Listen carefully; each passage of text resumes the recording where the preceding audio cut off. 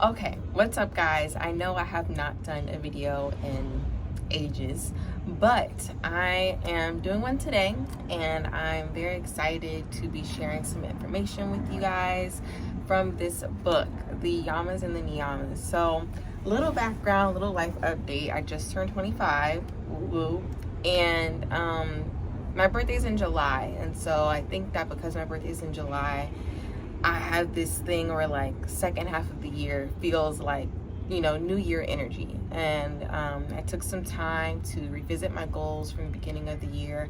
I noticed that although I had feelings of not being where I wanted to be or not doing the things I've wanted to do yet, I'm very much in line with my goals that I set in the beginning of the year. And not only that, like I've accomplished a lot of the stuff already. So that's one part of it. The other part of it is looking back at some stuff that I've studied, in this first half of the year, the books I read, and then asking myself, what do I want to read now? What's really calling my heart? So this book is one of them. I've been seeing it on a couple people's pages, and I am a yogi, so I was like, of course, I should read up on the Yamas and the Niyamas. There's a plane flying by, so we're going to pause. Okay. But anyways, so we have this book here, The Yamas The Niyamas, and it's by Deborah Adele. And y'all, I'm not even 10 pages in and I'm making this video because the first like 5-6 pages break down the Yamas and the Niyamas like in the most amazing way.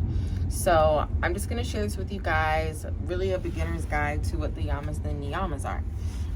So, in short, the Yamas and the Niyamas are 10 guidelines that sit as both a vision of the possibilities of human existence, as well as providing the practical guidance to make skillful moment-to-moment choices in our daily lives. So, they encompass those like big picture, outward, spiritual things, and then also the more like concrete, close to us, like intimate, personal things, practical.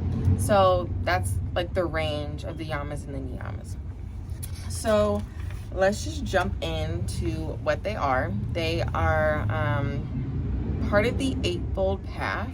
And so if you know anything about yoga, you know that there's Ashtanga or the Eightfold Path. And so the Yamas and the Niyamas are the first two of that. So the first 5 jewels are actually referred to as the yamas, and the Sanskrit word literally translates into restraints, and there are 5 of them. That's why they said the 5 jewels.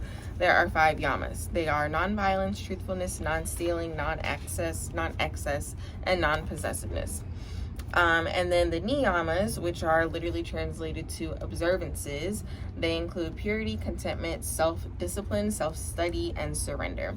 They don't give the Sanskrit name for each of the niyamas and the yamas in this intro, but I'm sure they will throughout the book. So if you're curious about that, you can look that up.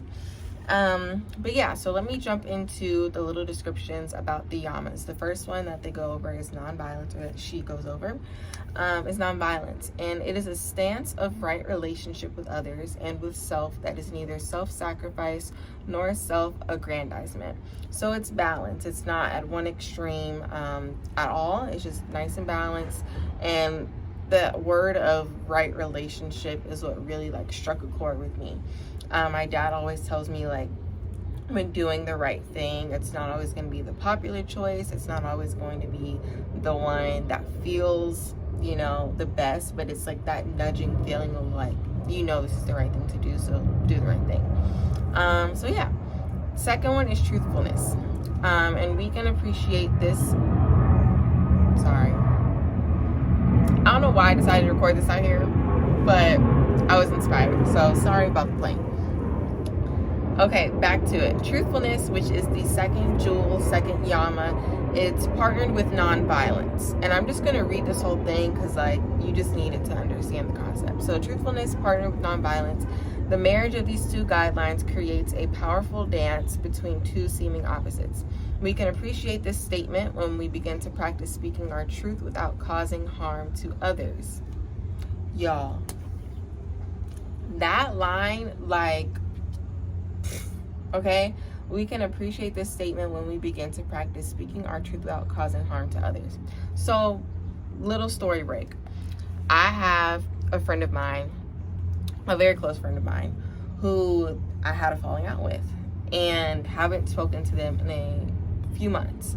And when the falling out happened, I was upset. I felt like, I was wronged because we had a conversation in which I was speaking my truth. It was with love, it was with care, it was with, sorry about the noise. It was with all the right intentions, but it still was not received well. Like, the intent was there, but the impact was not. And I had known that. I had talked to someone else very close to the both of us about the situation, and she told me where I could have, maybe been a little bit better. But because of events that happened after that conversation, I just felt like, I'm wiping my hands with the situation. Like, I feel wronged, and like the friendship is over, whatever.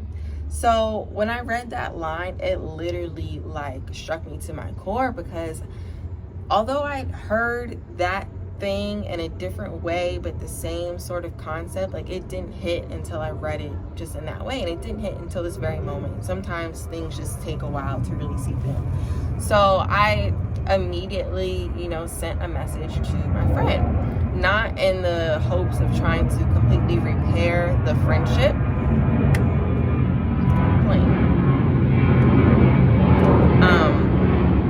But yeah, not even in hopes to completely, save the friendship, because there's other work that has to be done. But that part to acknowledge and to apologize for was huge, because it wasn't even about my friend at that point. It was really about me, and knowing that I could have been better, and something I did, even though it had the right intention, didn't have the right impact.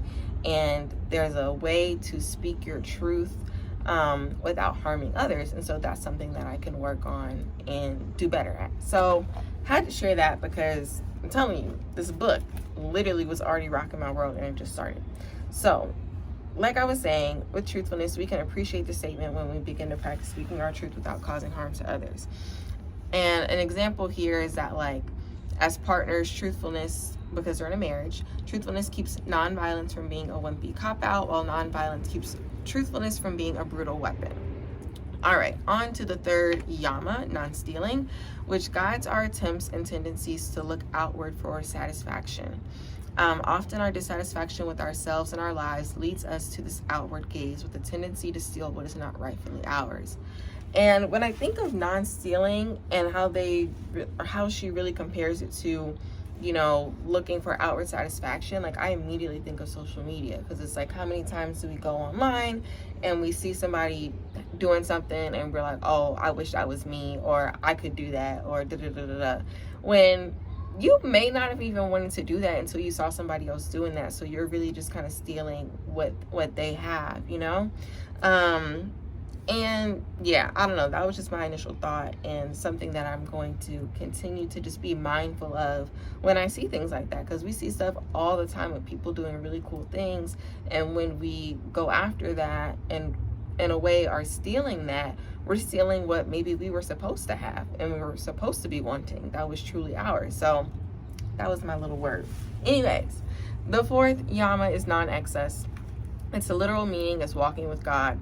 This tenet implies an awareness of sacredness in all our actions and an attentiveness to each moment that moves us into a stance of holiness. From this place of sacredness, the boundary is set to leave excess behind and live within the limits of enough. If we have been practicing non-stealing, we will automatically find ourselves primed to practice this guideline.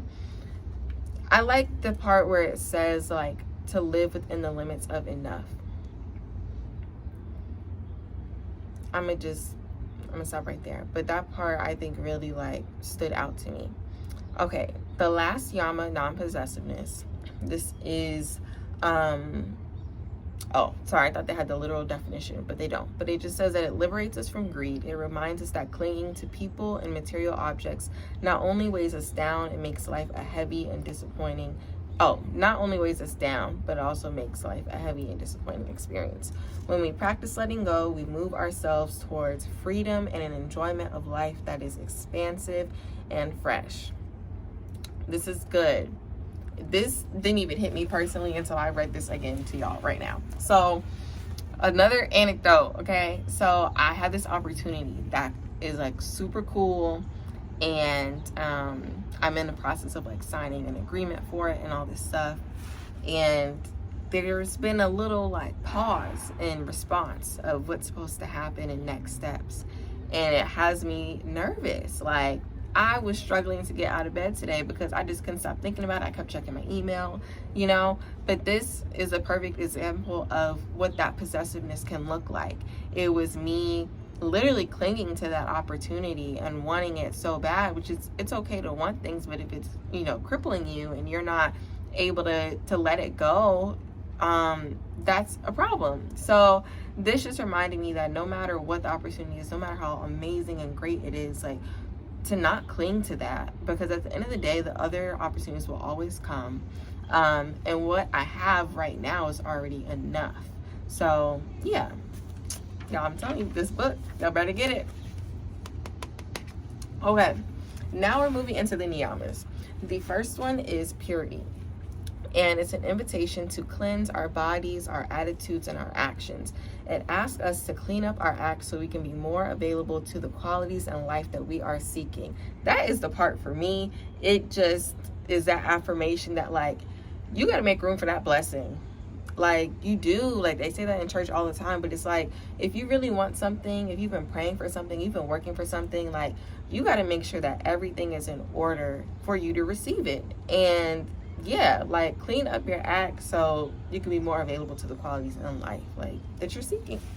Okay, and more in depth, like, it is the quality of being aligned in our relationship with others, with the task at hand, and with ourselves. All right, second niyama is contentment, which cannot be sought. Contentment can only be found in acceptance and appreciation of what is in the moment. The more we learn to leave what is alone, the more contentment will quietly and steadily find us.